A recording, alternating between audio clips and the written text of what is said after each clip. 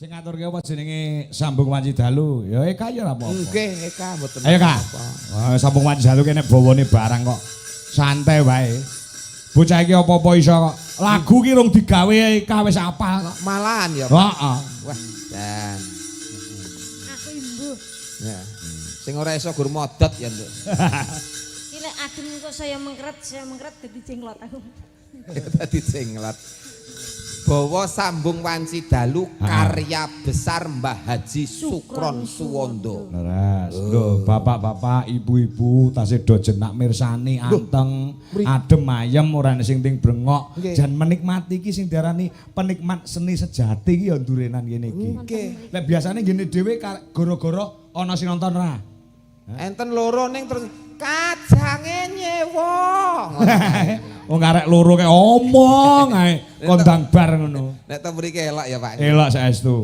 Nom-nomane hebat. Nika Hebat. tasih kepareng lenggah. Wah, nom-nomane kena nggih contoh kok kene kok. Nggih. Guyuk rukune. Setia apa mau? Setya Wilis. Setya Wilis. Setya Wilis seragame biru, Ijo. ijo. Ijo. Ya, nggih.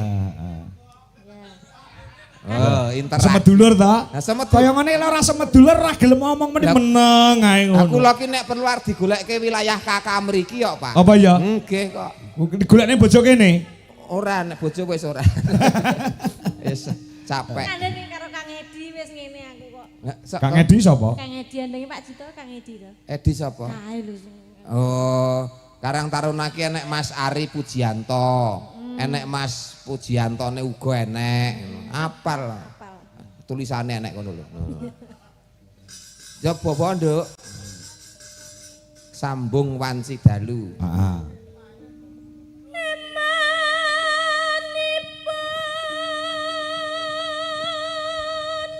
Delok nang miki adoh kaya suarane buanter iki lho. Nggih. Emanipun lek nyekel miki lho adoh. Niki iso lamun banter. sekilan. Lah ya. Wingi malah mikir teng pasar Sleko mriko Pak niku. Sik krungu ya. Sih krungu ya Nduk ya. Gondol kirik ning. Mik kok gondol kirek.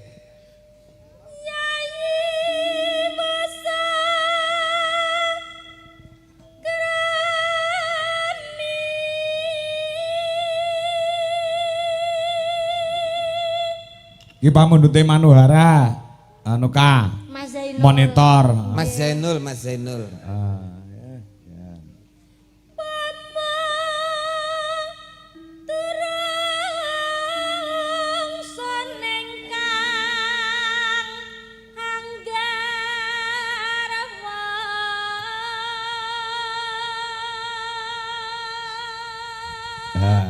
Ngerti ora? Nun. Kata-katane ki Reng. Emanipun yayi wis akrami teges iki eman deman kok sliramu wis duwe bojo umpama durung sun ingkang anggarwa umpama durung aku gelem dadi bojone. Nah, kuwi lho. Mula dimasukkan dalam tembang Sambung Wanci Dalu. Nah, isane mung sambung lumantar sarana utawa HP. Terus Kak.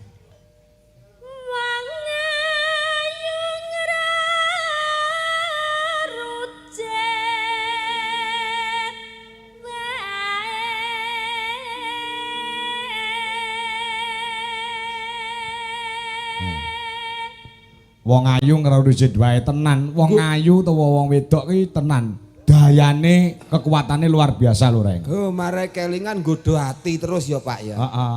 Dayane luar biasa. Ya, ning cerita wayang Kak. Ning cerita wayang ki ana ratu sing gagah, sugih, sekti. Ambruk negarane rubuh, bandane entek merga apa? Merga wong wedok. Lakon apa? Lakon Dosa muka gugur. Dosa muka kuwi ratu Mblegedhu, ratu sugih, ratu digdaya, sekti mandraguna. Iso remuk negarane, mati wonge merga nglabuhi wong wedok. Lho wong wedok iku bayani, ya ta Reng? Dadi hancure merga wong wedok nggih, Pak. Betul.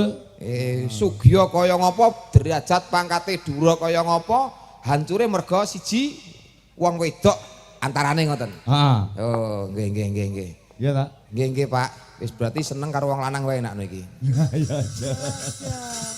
Maksude wong wedok ki ora kabeh sing kaya ngono kuwi. Ning nggih. Mergo wong lanang nek wis seneng karo wong wedok budi lali. Oh iya. Aku yang ngono.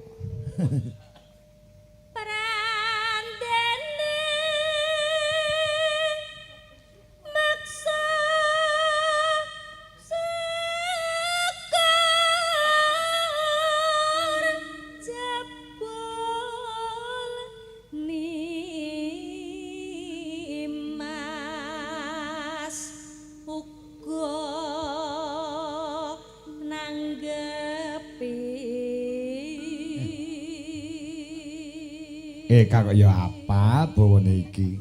Apal to, ngopun luar kepala. Luar kepala. Nderekke Pak Kangko iku kudu apa-apa apal nek nggon bawa ya ndak. Ning luar kepala wis nanti mencolot ning monitor. Betul. Sing penting tipine ra mati ya lek ya.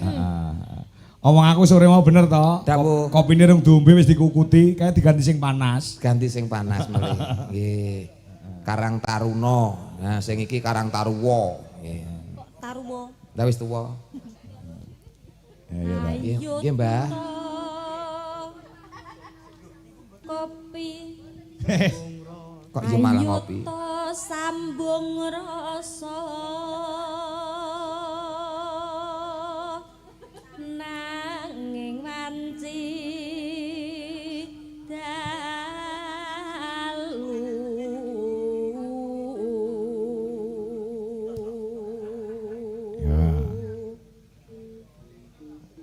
tanono ingkang ngrubeda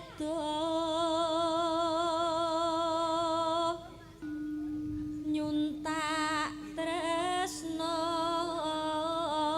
nadyan mung srana piranti tibake ompake Mas Dodo ya ngulanggam biasa. Sing kedua digarap karo gamelan Bali. Nonano nano, yuk. Gambarmu ngeglo.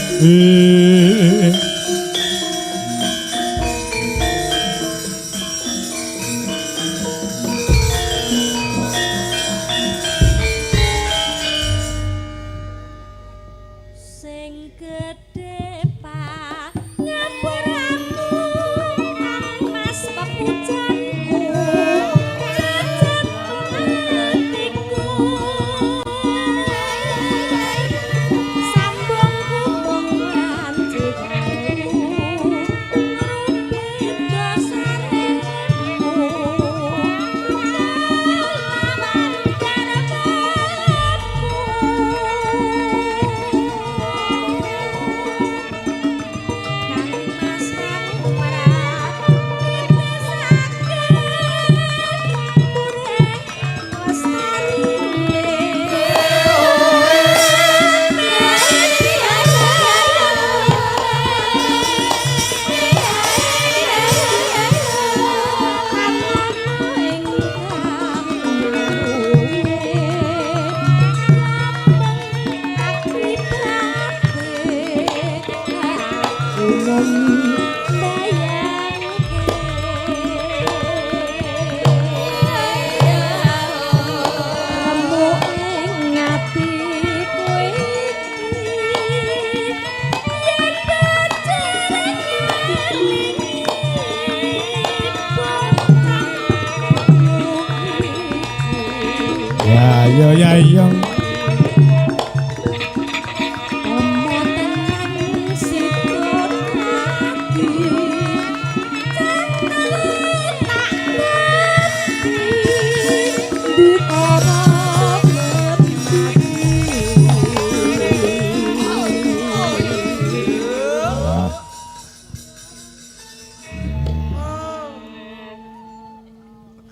Lon dawuh.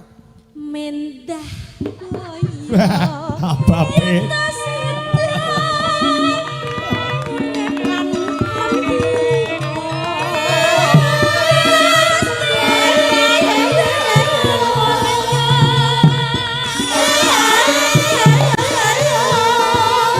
Gongso Bali Pulau Dewata.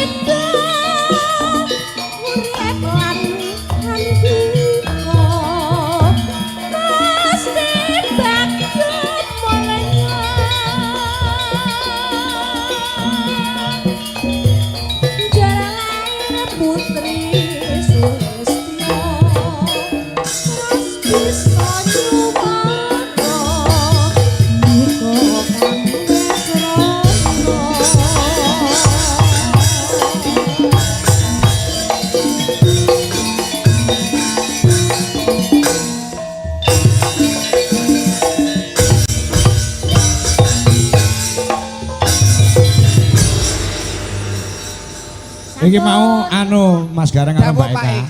Cara kendaraan, cara mobil ngono dimodifikasi. Modifikasi. Lagune sing gawe misalnya Mbah Haji Sukron Suwondo. Kang Repto Mbah Haji. Nggih, aransemene sing menciptakan dengan gamelan Bali adalah Mas Wid. Mas Widodo sing ngendang niku. Dadi diperbarui cara nggih. Cara anu ki panganan utawa masakan ki dibumboni neh. Nggih, di sing garap tembange lagune Kang Repto Mbah Haji. Nggih. Aransemene Mas Wid. Nggih. Mas Wid. Perpaduan antara Jawa dan Bali. Betul. Ternyata bisa berjalan seiringan dan menimbulkan harmonisasi yang sangat indah sekali. Iya. Ya ampun. Aku cah kok iso omongan kaya ngono. Karo mang sewu diesel kok iso. Ya ampun. Cahaya lepek no iso Mudeng harmonisasi barangnya. Harmonisasi karo spiralisasi kuwi. Lah iya ta. Karo sambel terasi enak. Kalian dipun umumaken pangapunten Mas Gareng Mbak Eka. Nggih.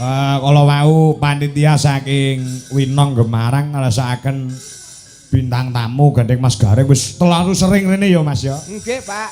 Kok ngersakne lawak sing berpasangan. Ada beberapa pilihan iki tenan iki omongane panitia mah ngono kuwi.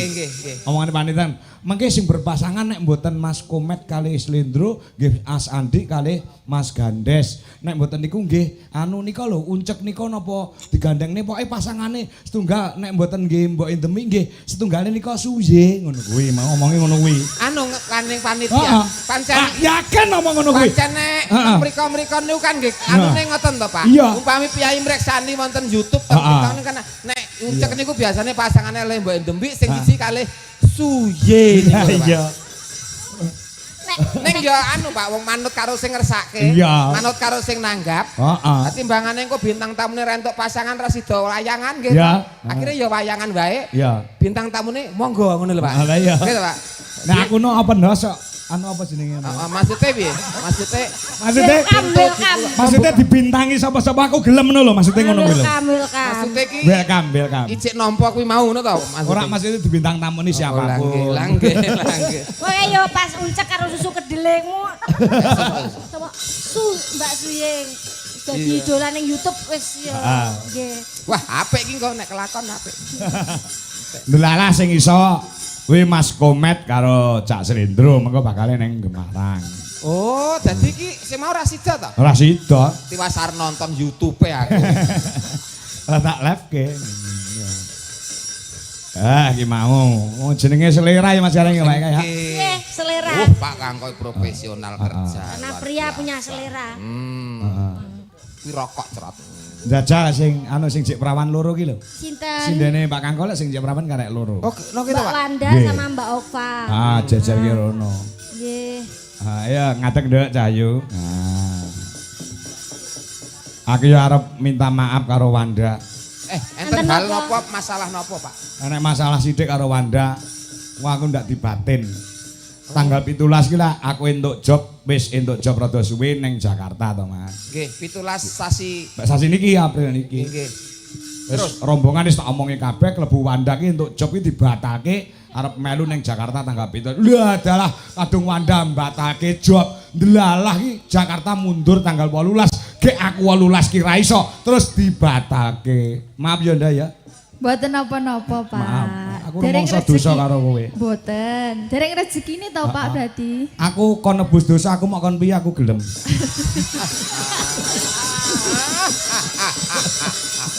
Ndang Wan, mumpung Wan. Mumpung bose nurut karo kowe, Wan. Lah iya. Durung rezekine ya Nda ya. Nggih, Pak. Heeh, nyatane kok ini wis siap, nyatane sing kawegan anu Mas Gareng. Nggih. Sing arep nanggap ki asline mantan garwane Pak Presiden. Oh ngoten. Bu Titik. Titik sapa kae ora ngerti aku. Titik Puspal sapa. Titik Soeharto. Lah antara tanggal 17 kuwi beliaunya kuwi pas tindak ana ing luar negeri. Lah diundur tanggal 18 utawa 19. Lah 18 aku ning Demak, 19 aku ning Purwodadi. Dadi wis ora iso diobah-obah. Wah, Jano niku uncek sak pasangane selo Jano Pak niku. Oke, aku minta maaf karo kanca-kanca sedaya. Mungkin di lain waktu kita bisa ora mung Jakarta engko ijoli sing luwih adoh meneh. Ora mung Jakarta nek perlu tekan Irian Jaya sok bakal ijoli. Amin. Amin. Ya, kita diinterogasi ya calon iki arep nembang apa? Nek eneng mamundhut ya anu, siji bajing loncat, loro apa ki mau? Lali janjine. Mbak Ova,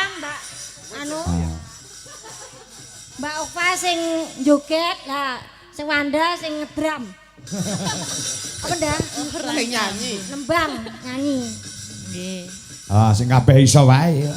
Apa kesepakatan berdua iki wong loro nyapa ngono? Ya nyanyi. Nyanyi, yo Nggih. nyanyi apa? Nggih lali janjine mawon. Lali Pak. janjine. Nggih. Oke, siap. Aku yo minta maaf yo, Pak, atas kesalahanku.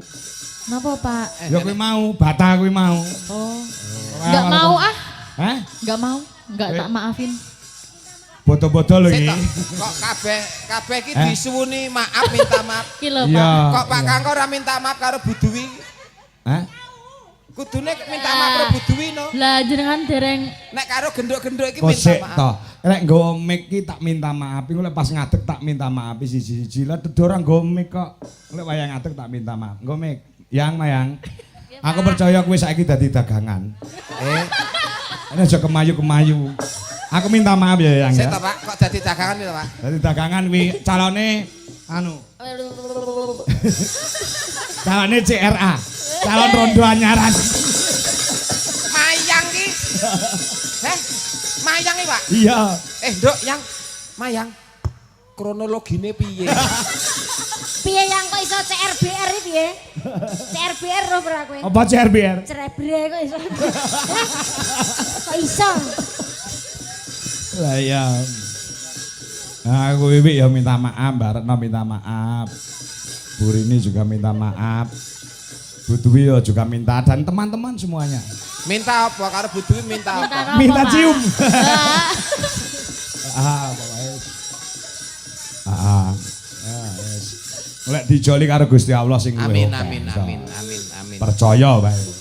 Eh. Nyatane langsung ndek ngibrudul-brudul ana job-job teko kuwi mbok menawa ijole ya kuwi ditampa ngono. Yo, coba kaya apa lali janjine. Nah, mangga yuk para kanca pun garap. Nah, ya. Engko sing kedua digarap anu Samboyo. Ayo, Farel.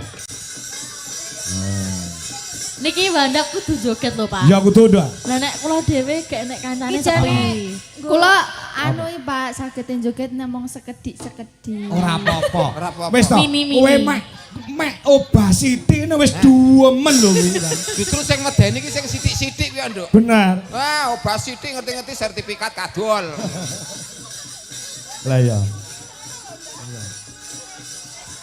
Ndang Malah aja akeh-akeh. sithik-sithik ora apa-apa. Yo, para kanca, yuk dados.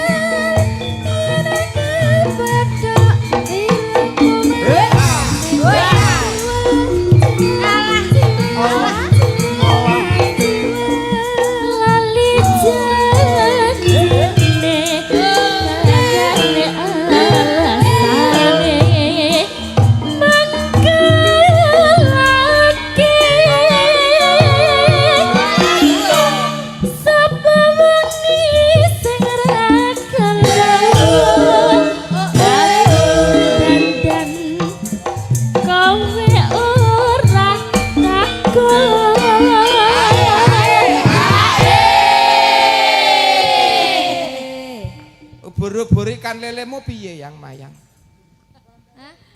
Ayo Ubur-ubur ikan lele. Aku mau jawab. Mau kan barengan ora patek krungu. Ubur-ubur ikan lele, calon rondo le. Ya, Pak. Rondo kok bangga. Bangga sekarang itu 2000. Guyune buanter ya mak cukup ijan. Puas. Anjay lo Puas boleh tenan. gitu lo anjay. 2002. Ngapa Ejong pe guyu apa? Kancane Guyu apa Ejong? Iki malah do padu. Kancane lho, Pak. susah diguyu lho, Pak. Malah do padu lho. Oh. Ya. Guyu apa, Jong? Ubur-ubur ngono lho. Mboten nek ngono kualat. Oh. Asline mayange kualat kalau wiwi, Pak. Kualat karo Wiwi. Kok kene guyu mayang aku kualat aku emo. Iya. Lelakon ki pancen ya kudu dilakoni. Ya. Ya. Lelakon kudu Dilakoni. Oh iya. Oke. Luar biasa, Jong Pe. Jong Pe. Coba. Tak kasih hadiah, Jong. Ya, Jong. Apa, Tak kasih hadiah. Ini iya. Buka dari situ, buka. Ih. Ini. Apa? Tak tampani, Pak.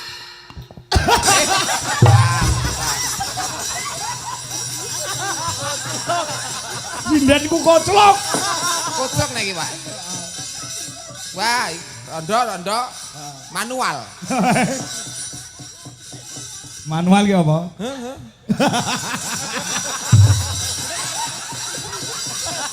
Manual. Kita nggak tahu apa-apa ya, Wan.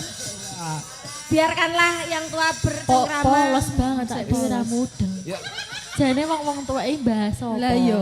hah? Urusan tuwek kok nduk iki, Nduk. Semangat Nduk Mayang, semangat. Ayo. Janjane koe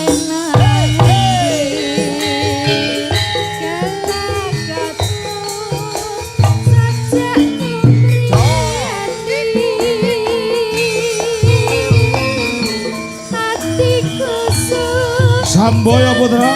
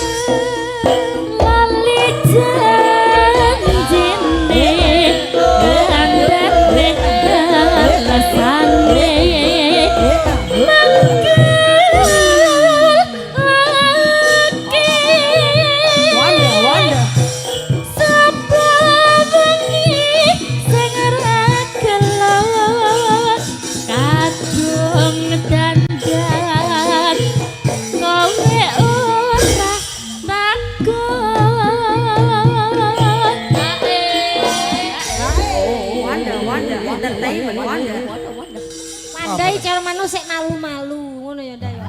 Wes dadi njokel egol-egol ngono. Kok sok jenengmu dadi Wanda egol-egol. Ngono. Ngoten, Mbak. Diarahke Mbak Mayang Manuto. Kan wanita soleha. Iya. Masya Allah. Tabarakallah, Masya Allah. Luar biasa. Solekah. Siap, soleha. Anu kados Mak Cungping itu niku kan Izin. setiap malam kan ya. tahajud toh, Pak. Iya. Izin saksinya teman-teman izin. Izin. Iya, tahajud. Janjane kowe ngerti galagatku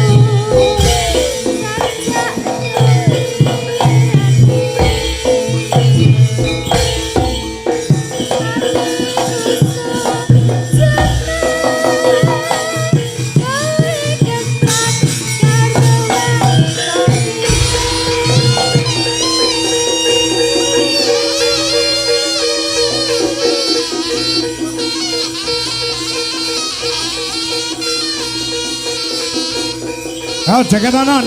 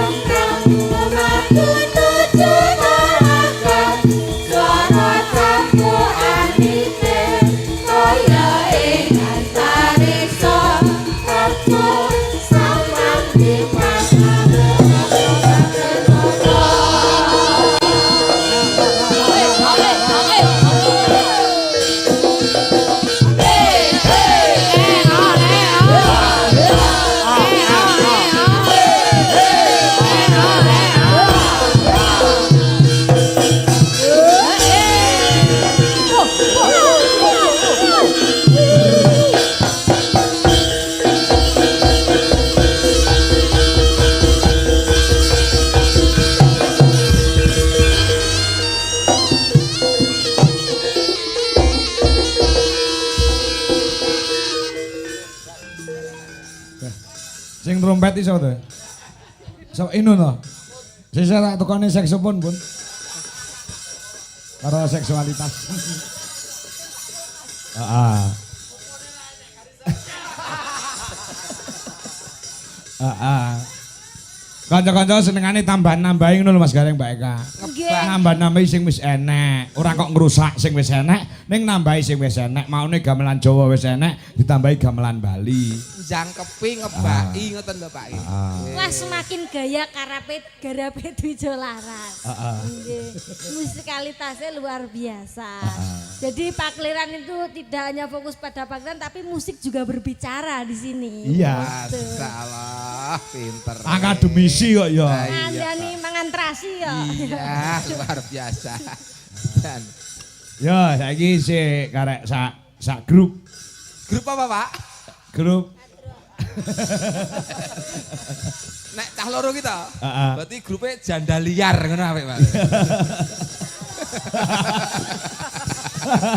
Lah piye apa? Apa Jali Pak. Iki jenenge rombongan Rojali. Rojali apa? Rombongan janda Limaju. Rojali. Masalah. Loro niki. Ya papat sisan karo Bu Dewi karo Rena Jongbe. Ya. Gogong. Ya Dik, bakal cayu. Oh. Ya nek iso dipertahanke rasane koneko. Nek rusak didandake. Wis elek didol. Malah adan Pak dikandani ya.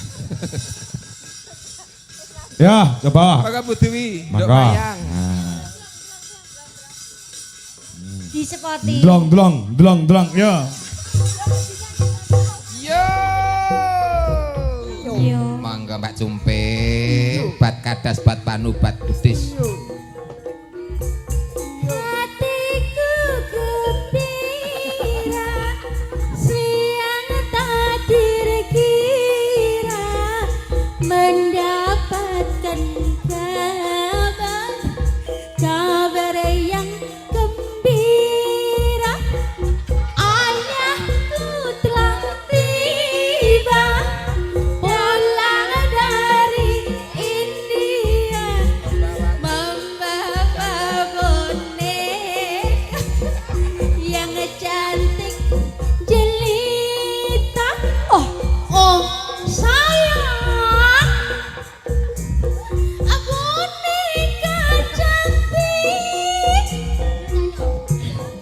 India tak boleh dilirik, tak boleh dibawa. Kini ku dapat boneka baru sebagai hadiah di ulang tahunku. Ayo, mohon maaf izin Mbak Cempek mau nyanyi. Lagune iki lho apa? Loh, kok mandek? Manut wong permintaan wis entek kok. Permintaan pun telas. Karepe Mbak Cumpe iki aja mandek, nek mandek gelo Mbak Cumpe iki. Ya wis gelo dadi coy. Oh lah ya. Lho ya. Mohon izin Mbak. Monggo. Maka yuk dadas. Ayo yo.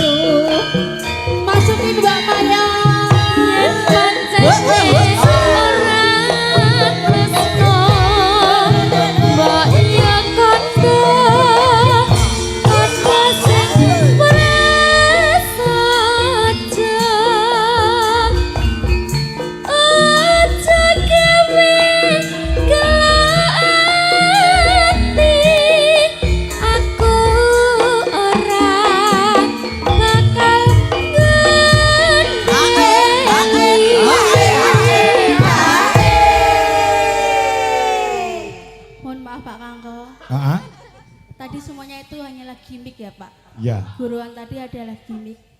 Mohon jangan diambil hati ya, nanti penonton kita jangan dibully ya, itu semuanya hanya gimmick.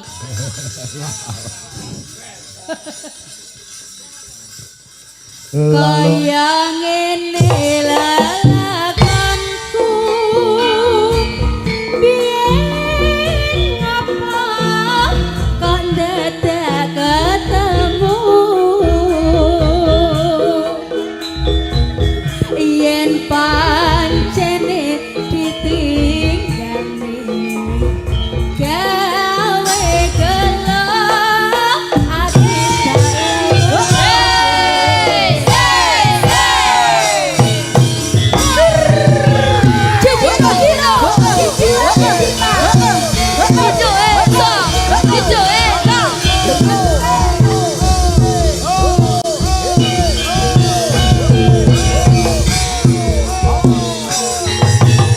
DJ Omar asoy ayo dengan tinggalku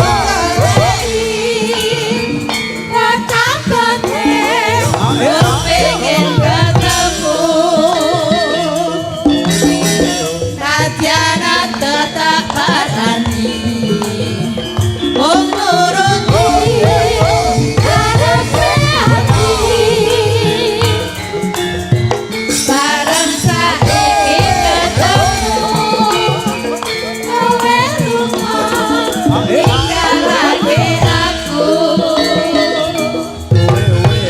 kaya sinandaran aku rojo metes narusi pipiku yen pancen ora tresno kaya kanca panas sing saja aja kabeh hati